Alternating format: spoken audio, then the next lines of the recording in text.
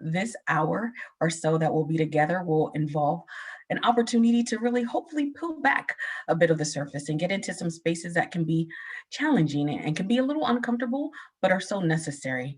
I think it is an understatement to state that this last 14 months of our pandemic have certainly opened our eyes and ears to what is really relevant and what is important beyond our four walls of our homes, of our offices.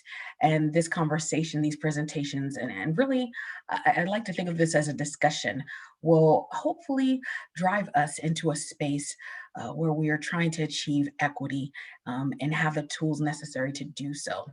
And so my job is to kind of stay in the background and listen for some key thoughts and themes in that equity space. But I'll really, hopefully, will be able to respectfully share ideas, respect and hear others' voices, and speak from our experiences comfortably.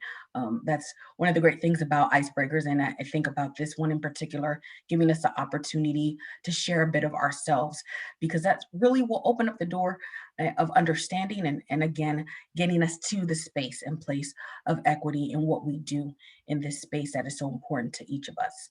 And so I hope that we can have some honest conversations, that we can, of course, be respectful and keep confidential those things that may be sensitive, respecting others and what they're bringing to the table, and really try to be authentic as we work through this hour together. During the presentations, our conversations, please don't hesitate to put your questions into the chat. We certainly will be taking some notes and want to capture this information again so that we can move to the space of equity in our giving and the practice of what we're doing. And so without further ado, I will turn the time over to our key facilitator, Elizabeth Barjas Roman, and she will introduce our presenters.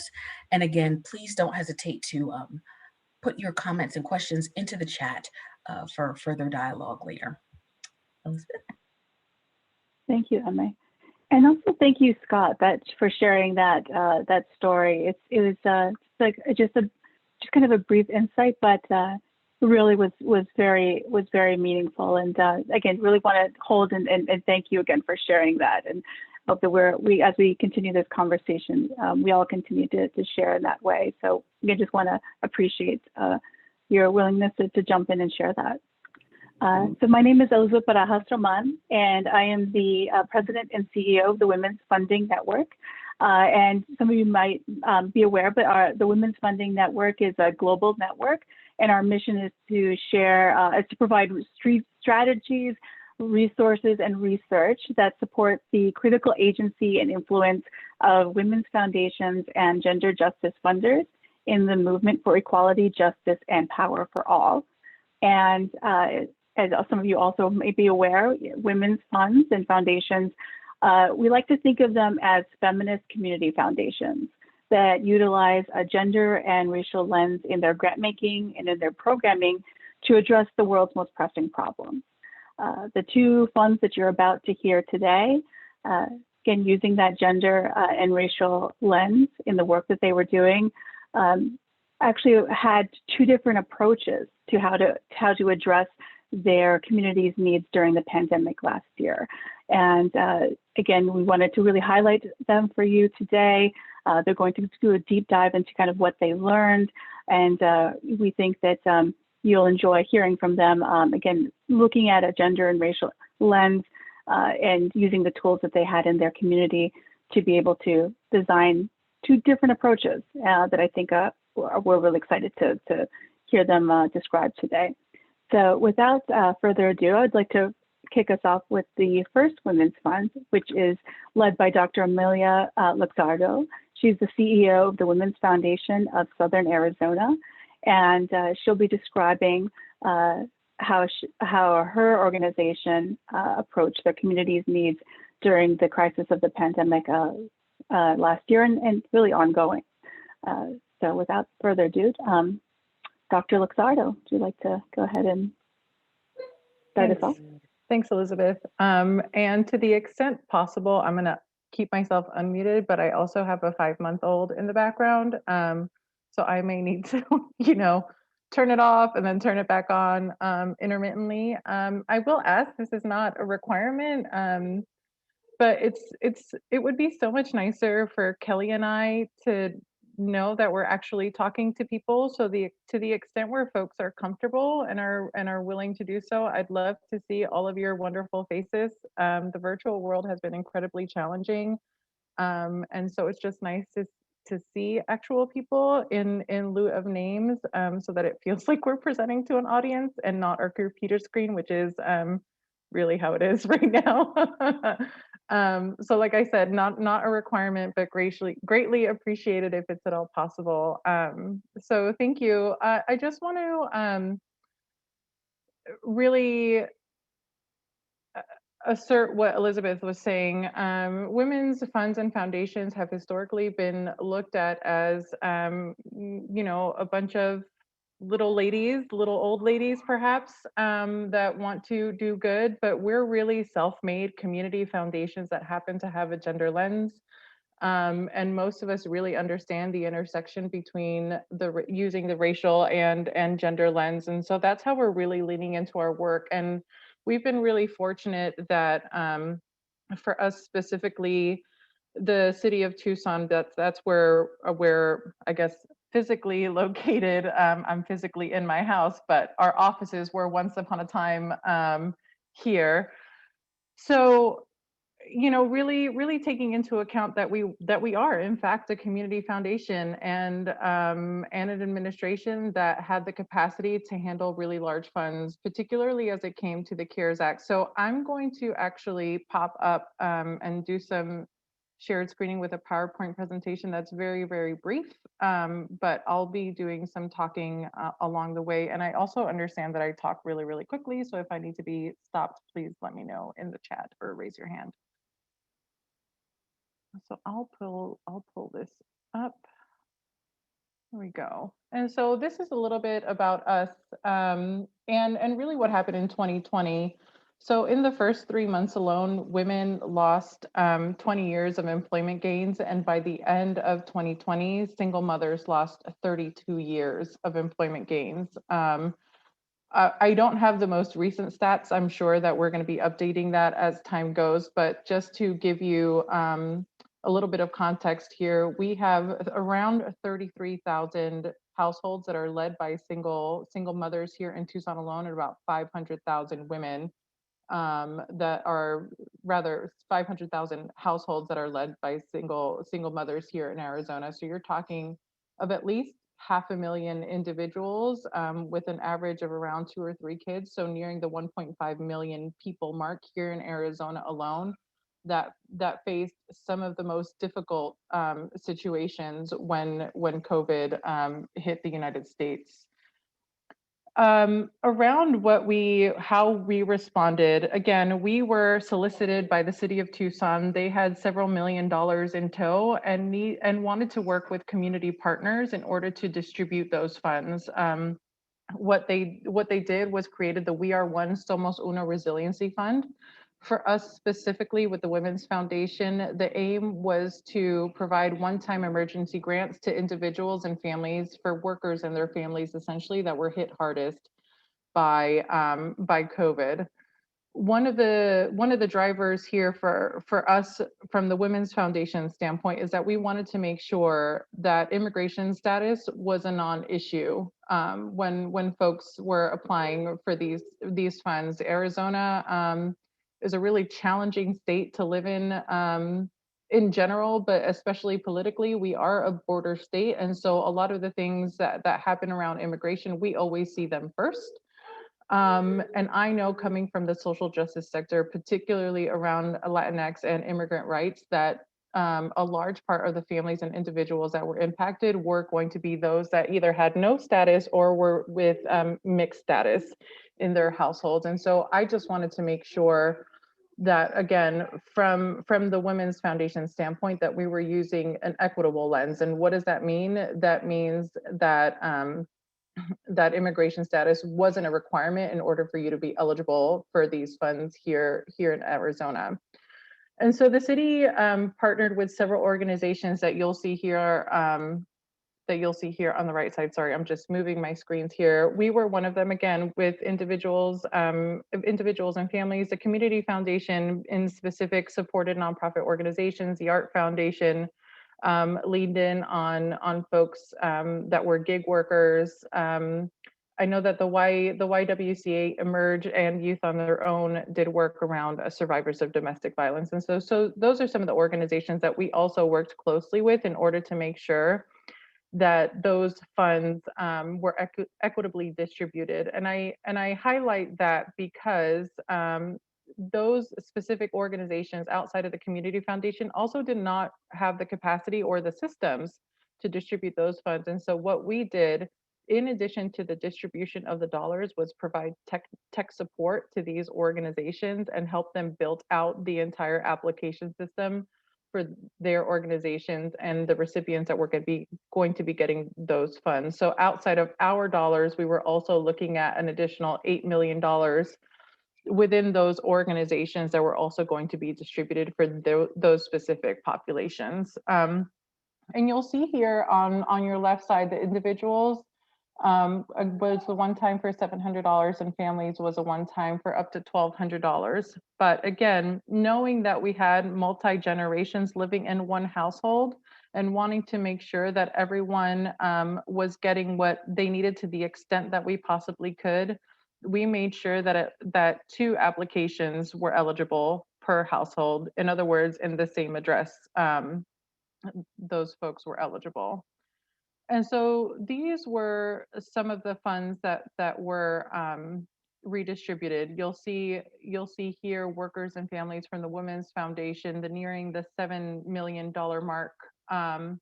The YW, again, we're one of our partners, and they give away 6.6 in small business and 1.4 in rent and utility. And so you'll see some of the details here. Our city council members wanted to know specifically which of their wards were getting the funding, because they knew, some of them knew that, and said, hey, we're amongst the wealthier of wards. Please make sure that things are going to be equitably distributed. And if folks are coming from our particular ward, we want to have a magnifying glass to make sure that folks aren't getting funding when they don't need it. And so in order to make sure that this was getting done to the best of our ability, we used a couple of things. One of the tools that we used was the self-sufficiency standard. The self-sufficiency standard is a calculator that came out of the University of Washington, and it's an interactive tool that we have on our website now. But basically, it takes where you're living, the county, the city, and down to the ward for this specific instance, takes the amount that that particular family in that application made for the year, and also calculated that against the number of folks in their respective household in that application. And so based on those calculations, it gave us a number that helped us identify how much need they were in. And this is just to say that as much money as this sounds, it was really a drop in the bucket. When we started this entire project, the city contacted us to redistribute $3 million. And we knew at that point, we were only able to fund around 2,500 applications. Within the first hour, we had over 3,000, and within a couple of days, we had over 12,000 applications that came our way. Our website crashed on multiple occasions on that first day. And we knew that essentially the world was on fire, but we had no idea how dire it was. And so that was one of the lessons learned for us. We were so glad that we were able to do this, but there's so much more that still needs to be done. So again, what we were able to do in the end, because there were second and third rounds of funding, was nearly the $7 million. But again, that's about 50% of the applications that we were able to fund in total. And so what this demonstrates is the poverty rate race and ethnicity. It gives you that orangey yellow line is Tucson, the blue one is Arizona, and the United States as a whole is in green. And so you'll see the minority populations are the ones that live in the margins or in poverty.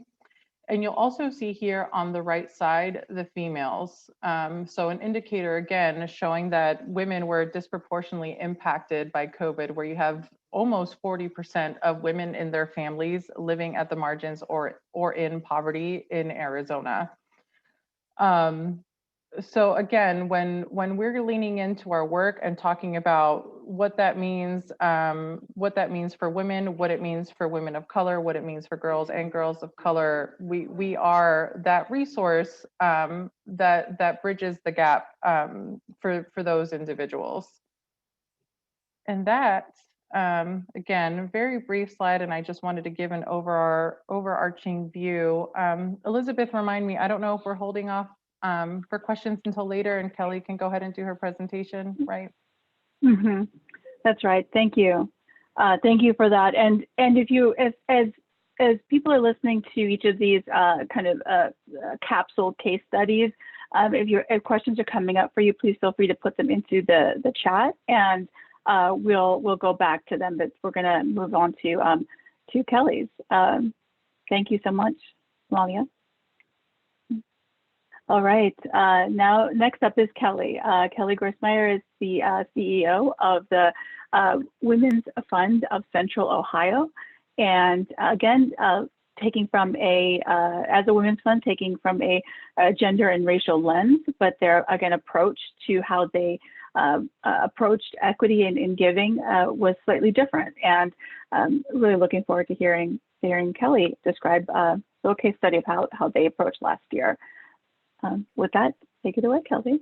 Well, thank you so much, Elizabeth. And I'm just so honored to be here with Amalia and our other colleagues from the women's funds around the cross country. Thank you for the opportunity. You know, we were lucky enough to get resiliency funds through WFN, the Women's Funding Network, that were funded in part by the Gates Foundation. And that was a game changer for us because in Ohio, we, you know, to Amalia's point, we are a community foundation, but it's still very, a lot of people can't comprehend exactly what women's funds mean, and that we are a community foundation, and that we are a community foundation that is meant to disrupt, that we were created 20 years ago to disrupt the patriarchal, you know, racist philanthropic practices that were happening in our community. And the first thing that the women that founded our organization noted was that they're just, women weren't reaching their full potential. And 20 years ago, we didn't know what that meant. But our colleagues in the women's funds, you know, knew that we needed to infuse capital into solutions for women because, you know, 1.6% has sort of traditionally been the amount of institutional funding that goes to organizations focused on women and girls. And that's been for our entire generation of work, 20 years of work, that number hasn't changed. And for women of color, it's only about 0.5% or less. And so, you know, for us, as an organization that's only 20 years old, that has basically just finished one generation of work, how do, you know, we have to correct and tear down and rebuild, you know, hundreds of years of norms, biases, and discriminations, and yet we're 20 years old. And what does that mean? So we've really embraced the opportunity of getting these resiliency funds to try to build more trust-based philanthropy in our community, starting with us.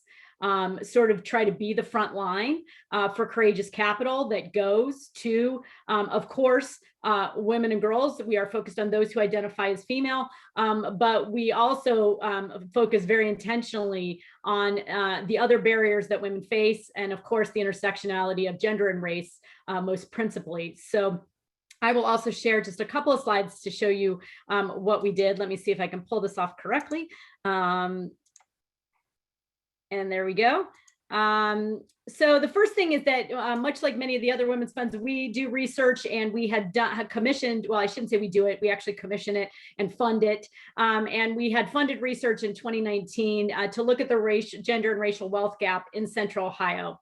And what we found is it's very, very hard to disaggregate data. And especially you even have to focus on single women, because once women are married, it's almost impossible to understand what their wealth is, because no one tracks what happens to married women. The assumption is that the partners somehow solve the problem. So we knew in 2019 that all single women, whoever they are, own about 40 cents to the dollar. But then when we disaggregated that data, it became devastatingly clear the impact of intersectionality of race and gender, because the single Latina woman owns only 8 cents to the dollar, and a single Black woman owned only 2 cents. And I'm always very careful to say that national data pretty much applies to Central Ohio. IWPR is who did this research with us, and there really was no difference, even though Central Ohio has been fairly immune to some of the economic issues that have happened in more industrial cities. Columbus and the MSA around us, we have the same wealth issues. And that was before the pandemic. This was 2019 data. So what we know is that if a single Black woman owned 2 cents in Central Ohio in 2019, she doesn't own that now. So we had to figure out what to do. And what we knew was that we work with, have literally worked with hundreds of grant partners over our 20 years. We've invested almost $4 million to Amalia's point, self-made, self-raised dollars back into the community in a very participatory, trust-based way. But we knew, and even as we ended our first generation, not knowing we were headed into a pandemic, but certainly once we were struck by a pandemic, we realized we had to do very quick, very efficient trust-based funding. And the resiliency funds that we received through that grant, it was less than $50,000, but still critical, because it allowed us to do what our very first foray into immediate impact grant making. A lot of people question that, your social change organization, we're supposed to be talking about systemic change and getting up the river. But we also have to realize that one of the shifts of social change is holding the line. And in the middle of a pandemic, as much as it is not our favorite shift to focus on, we had to hold the line for all of these people in Central Ohio, these women and women of color led organizations for women of color. We could not let them go away. And so that meant that we very much had to support their infrastructure. We have always been those who would fund operations and capacity building, but we knew we had to do it quickly, very short form. So we took close to $30,000, gathered 300 grant readers that we have. All of our grant reading sessions, no matter when we do them, since the day we were born, have been participatory and have always involved more than 100 and now almost 300 every time we do it, of people from the entire cross section of our community. And we have a formula that we apply, and we don't, there is a waiting list. Quite frankly, white women don't always get in, because we have a lot of them that want to volunteer in that way. And they also very much understand that they cannot be the only voices in the room, and that the lived experiences of all of our community, and especially the women of color who are running these organizations, need to be heard. We also have girls participate. There are men and boys who participate. But in this case, we took that grant making that we had been doing annually and took it to a level where we were giving out smaller amounts, but with almost no strings attached, almost no application. And we still brought together 300 grant readers who apply a social change rubric. And then they knew that they could, they rank those grants, and then they submit it back to us. And we kind of just look at how the scores come out, and we give away all the money that we can in sort of the order of priority of their scoring. It has very little to do with what the board or the grants committee of the Women's Fund thinks. We're just there as funders to make sure that we're funding legally and correctly to organizations that have the right certifications, and then we move on. So what was, I think, most exciting about this, as you can see, we funded 19 organizations. Again, the grants were about $1,500 to $2,500, but they funded a very wide array of almost all organizations run by and for women of color, for all of these different types of needs. And I would read off all the partners too, but it would take a minute here to do it. But the most exciting thing was that this very diverse group of grant readers, that very afternoon, within 24 hours, they crowdfunded another $10,000 to add to the pot. Because they could see the direct impact. So it's kind of to what we were talking about this morning in the plenary sessions. This was not only people deciding how to make the investments with their time and talent, but also then reaching into their treasure and giving us $10, $20, maybe $2,000, whatever they wanted to and felt the capacity to give. But it was very, very motivational for us in that realm, and that they not only chose the grants, they helped to fund even more of them.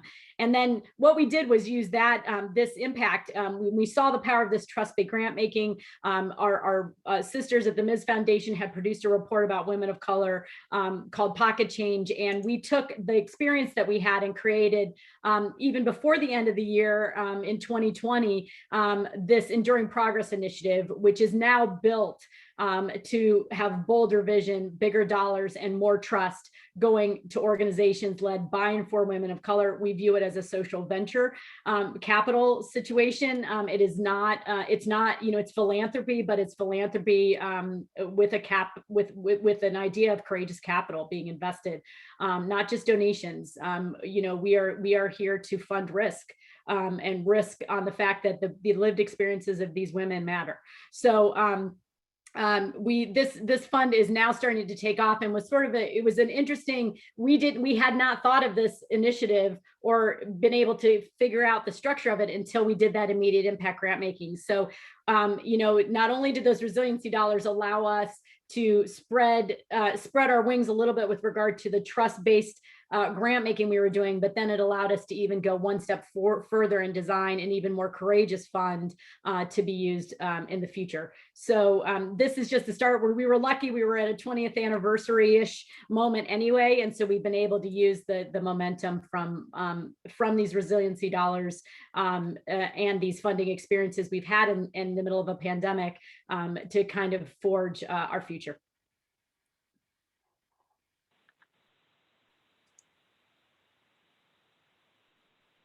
Thank you so much, Kelly. I love that.